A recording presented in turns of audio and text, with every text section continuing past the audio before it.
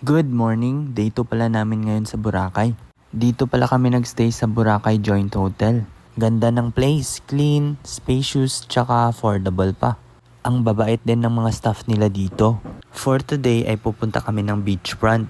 Since gabi na kami dumating kahapon, di na namin nakita yung clear na water dito sa Boracay. Kaya for today's video ay pupuntahan namin. Paglabas pa lang dito sa hotel ay makikita nyo na yung beach.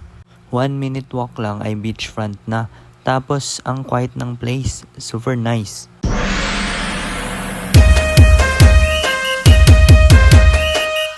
Paglabas namin sa mismong beachfront ay na-amaze talaga ako.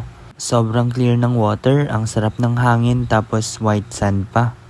Yung goal for today ay mag-relax muna sa beach. Mainit nga today, ang sarap tuloy magtampisaw dito sa tubig dagat. Pag pumunta kayo ng Boracay ay expect nyo yung mga ganito. Ang dami sa paligid ang nag-aalok ng mga activities kagaya nito ni Kuya. Gusto nyo mga private joiners, yung pag-joiners po 700 po. Each? Opo, pag gusto nyo mag-private, yung tatlo lang kayo sa bangka, 2.5 po ma'am.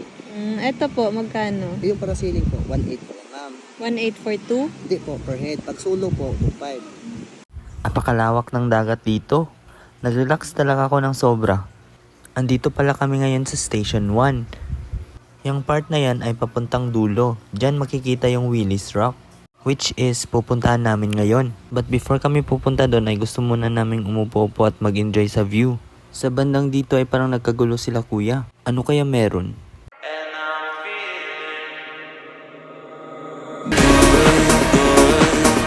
Ay, kala ko ba kung sino? Nang nakapag-recharge na kami ay nagsimula na din kaming maglakad-lakad. Habang kami ay pupunta dun sa dulo ng Station 1, isang sample nga muna ng sinulog.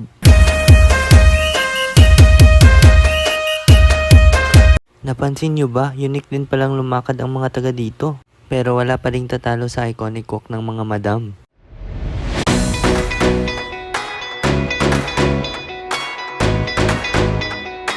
Habang kami ay naglalakad ay may nagki-crystal kayak dito.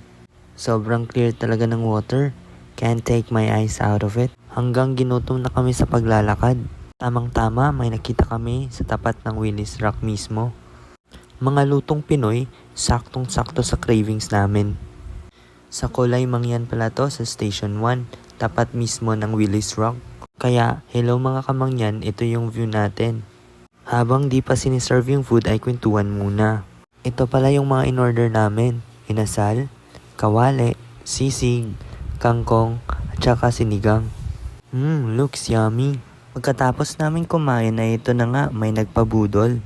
Gusto kasi nilang magpa-braids. Okay lang naman din to. And I believe, Dagdag ganda. Dagdagan. So 50 per... dito ay namimili na sila ng kulay. 50 pesos pala to per line. Parang dito lang siya, tsaka saan. Wait lang ah. Hindi lang kukunan. Hindi ko natapakalman, ganyan na siya. Oo, parang di lang kukunan yung dito kasi yung ano ko, yung forehead Ano unahin ko, ma'am? Super clear ng instructions kaya binilisan din ni ate. Fast hands. Bayaran time, apakaganda naman talaga ng pagkagawa ni ate. Abay, ginalingan eh. Okay, next ay picture taking sa Willis Rock.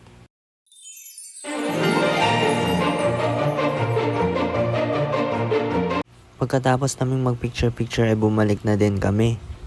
May part dito na medyo malumot. Kaya, lumot check. Habang pabalik ay sinulog ulit.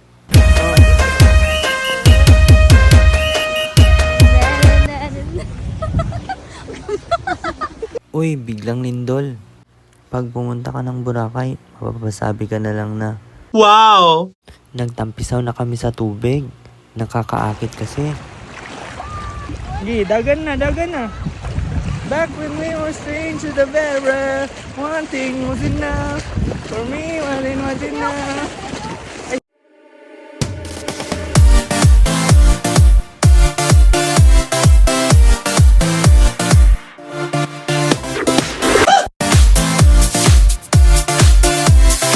Dito pala kami tumambay at naligo sa tapat kung saan maraming nagbabanig at natutulog. Pagkatapos naming maligo ay gusto naming magpalamig kaya pinuntahan namin tong Coco Mama. Isa kasi ito sa mga nagtrending dito sa social media kaya dapat natin tong matikman. Ganito pala sila gumawa ng Coco Mama Special. Una ay yung buko sa ilalim. Tapos nilagyan nila ng 2 flavor ng ice cream, pandan at saka vanilla. At pinaligiran nila ng mangga. And then yung sticky rice sa ibabaw with the sesame seed. At ito na. Ang sarap naman talaga. I rate it 10 out of 10. Kinulangan pa nga yung mga person kaya pumunta din kami dito sa Halo Mango. Sabi nila masarap daw din ito so dapat subukan. Ang cute ng mga display nila. Yung in-order namin ay isang Mangoholic Large at saka Mangoholic Small. Apakasarap din, 10 out of 10 sa akin. Nang magdapit hapon na ay pumunta kami dito sa tabing dagat. Nandito pala kami sa Station 2 kung saan may best spot para sa sunset viewing.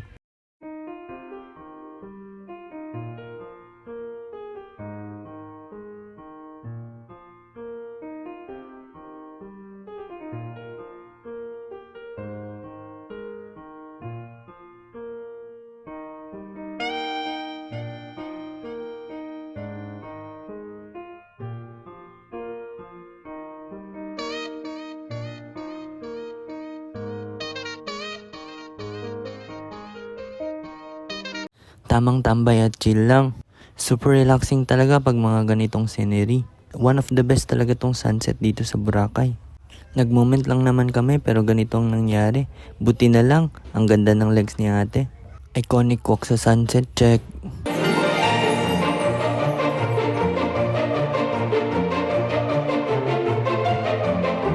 Ito pala yung behind the scene. Ang dami talagang nag-aabang sa sunset dito.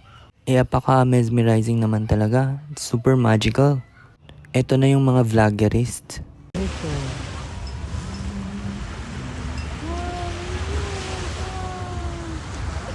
Hanggang sa tuluyan na talagang lumubog yung araw. Ang ganda ng sky. Since paggabi na naman din, kailangan na naming mag-dinner. May lumapit pala sa amin. Sabi ni kuya, may fire dance daw sa may unahan. Libre lang daw yung show, basta umorder ka lang ng food. Kaya nag-decide kami na doon na lang kami kakain. Medyo malayo-layo ring nilakad namin. Hanggang sa dumating din kami dito sa V-Hub.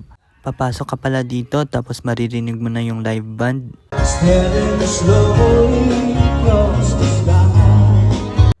Ito pala yung food namin for tonight. Inihintay namin dito magsimula yung fire dance.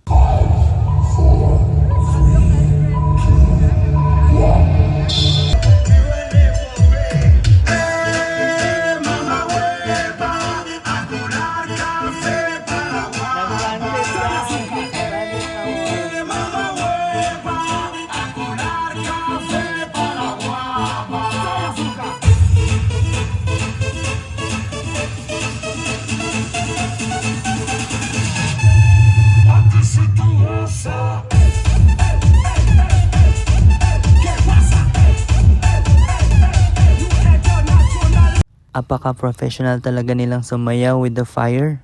Sabay-sabay pa sila, ang galing. Abangan nyo dito, ang galing ni ate, one hand. Tapos tapon sa malayo, sabay catch. Apakahusay. Tuwang-tuwa yung mga madam, halatang nag-enjoy talaga. Pasabog din tong next, ang bilis gumalaw ni kuya.